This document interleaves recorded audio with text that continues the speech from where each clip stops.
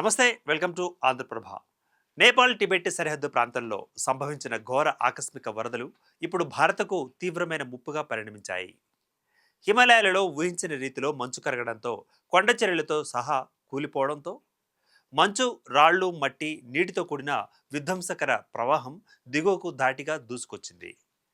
నేపాల్లోని రసువా తదితర సరిహద్దు ప్రాంతాలలో భోటే కోషి నది ఒక్కసారిగా ఉప్పొంగి పెను విలయాన్ని సృష్టించింది.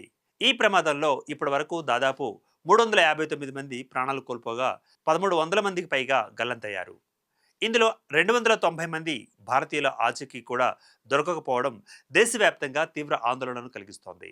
కైలాస మానస సరోవరం యాత్ర ముగించుకొని గైరోన్ ఇమ్మిగ్రేషన్ సెంటర్ వద్ద రిటర్న్ అవుతున్న 77 మంది ఈషా సభ్యులు ఈ ఉప్పెనలో గల్లంతయ్యారు. ఈ విషయం తెలిసి ఈషా ఫౌండేషన్ కేంద్రంలో విషాద ఛాయలు అలుముకున్నాయి.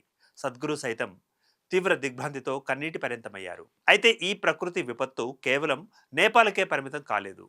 భారత్, నేపాల్, చైనా సరిహద్దులను దాటుతున్న ఈ వైపరీత్యాలు మన దేశానికి డేంజర్ బెల్స్ను మోగిస్తున్నాయి. హిమాలయాల నుంచి భారత్లోకి ప్రవహించే గండక్, కోసి, కర్నాలి వంటి కీలకమైన నదీ వ్యవస్థల కారణంగా ఎగువన సంభవించే వరదలు దిగువన ఉన్న ఉత్తరప్రదేశ్, బీహార్, పశ్చిమ బెంగాల్ మైదాన ప్రాంతాలపై తీవ్ర ప్రభావం చూపిస్తున్నాయి.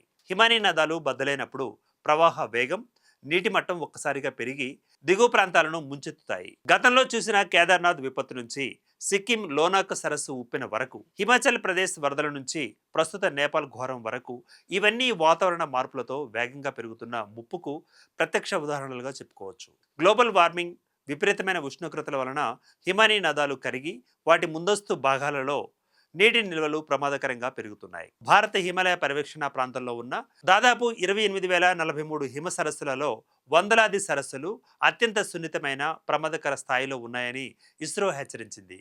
ఇక సరస్సుల చుట్టూ ఉన్న మంచు, రాళ్లు, మట్టి అడ్డుగోడలు బలహీనపడి ఒక్కసారిగా పైలినప్పుడు ఆ ప్రవాహాలు కొండ చర్యలను విరుచుకుపడేలా చేస్తున్నాయి.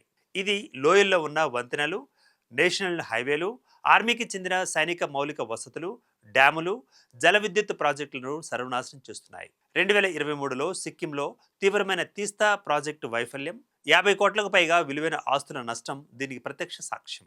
భారత్, నేపాల్, చైనాల మధ్య సరిహద్దులు దాటే నదులపై ముందస్తు హెచ్చరికల వ్యవస్థ అత్యంత కీలకమైన అంశంగా మారింది. నాసా, ఇస్రో శాటిలైట్ల ద్వారా పర్వత ప్రాంతాలను నిరంతరం మానిటర్ చేస్తున్నప్పటికీ ఏ హిమానీ నదాల సరస్సు ఎప్పుడు బద్దలవుతుందో ఖచ్చితంగా అంచనా వేయడం సైంటిస్టులకు కూడా సవాల్గా మారింది.